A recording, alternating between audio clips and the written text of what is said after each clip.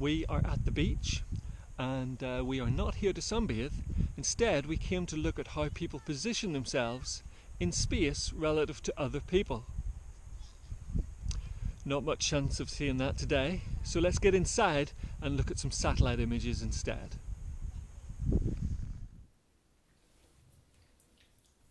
So here we are, we have a couple of screenshots just from Google Earth, and each of these blobs is a person. Now this won't be perfect because some of the blobs might be beach towels, some of them might be umbrellas. But we could write a computer program to tell the difference between the lightness of the sand and the darkness of the blobs, and in that way build up an XY coordinate system recording the position of all of the people on the beach. And in actual fact, my friend Rob has done that. So how would we analyse these data? So one of the first things we could do to start to understand how people distribute themselves on beaches is test whether or not they space themselves out randomly. So what we've got here is a blow up of one of the satellite images, and there are 6 people on this beach marked by the post-it notes. And I've got 6 coins here. Now if I hold up the coins and release them, the coins will fall randomly, and we could perhaps look to see whether or not the coins fall in a similar pattern to the way the people have distributed themselves.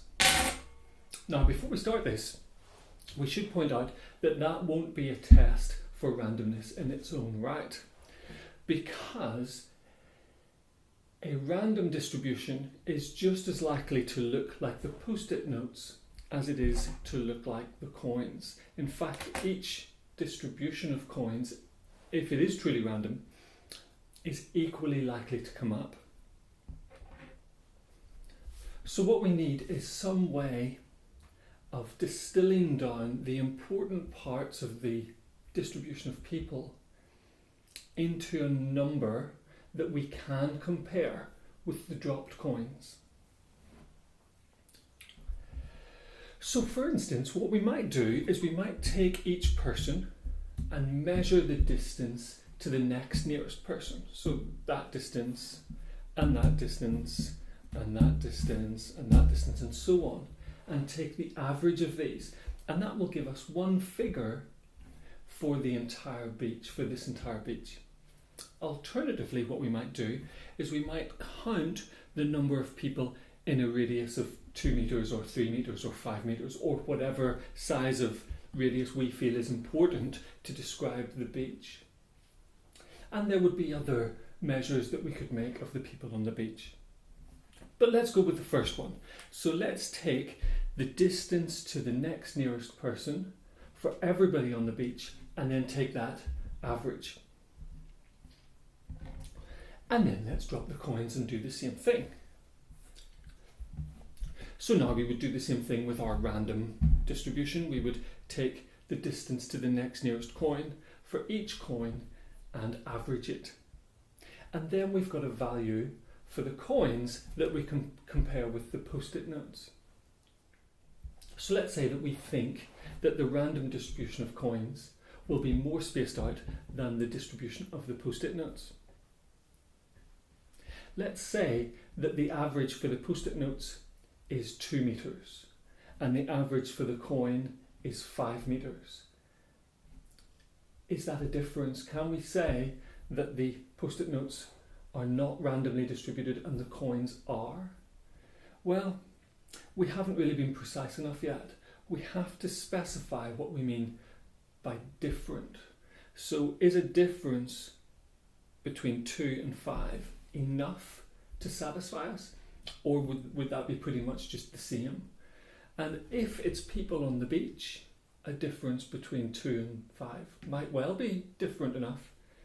But if it was bombs placed around a city or something like that, maybe the difference between 2 and 3 meters would not satisfy us, and we wouldn't say that there's a difference then.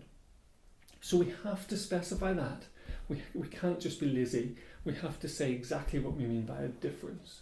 So let's do that. Let's say that we will accept a difference of 2 meters.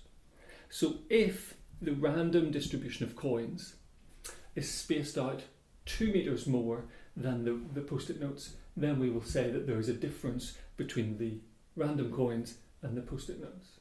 Now in this case, we had average of 2 for the post-it notes and an average of 5 for the coins. So we would say that that is a difference.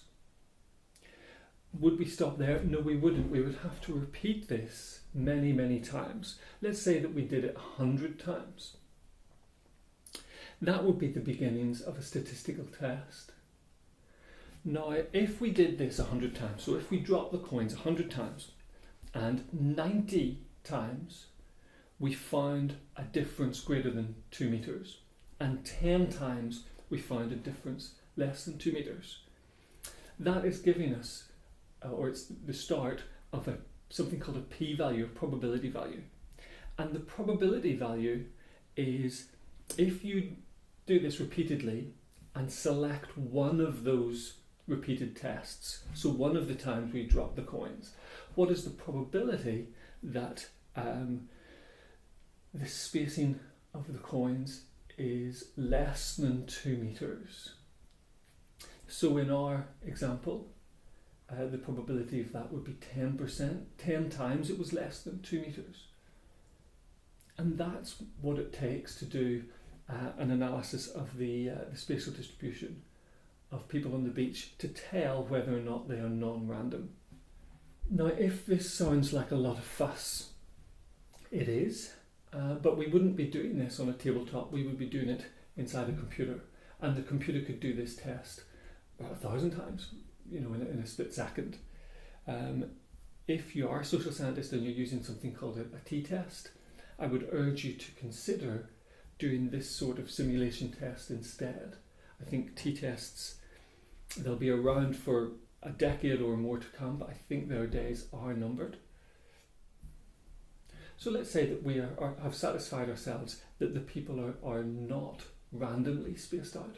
What would we do next? Well, one thing you could do next is go on to the beach and observe what you see there. Now, you might have to do that quite subtly, but social scientists have been doing that for quite some time. You might also speak to the people that you meet there. So, for instance, this one study, and I'll put a link down at the bottom somewhere so that you can have a look yourself, found that males claimed larger territories on the beach than females. And they also found cultural differences. And I quote, "Germans had extremely large territorial claims more often than French and Americans." So there you have it, spaced out at the beach. If you like these videos, subscribe down here somewhere, and I'll see you again. Bye bye.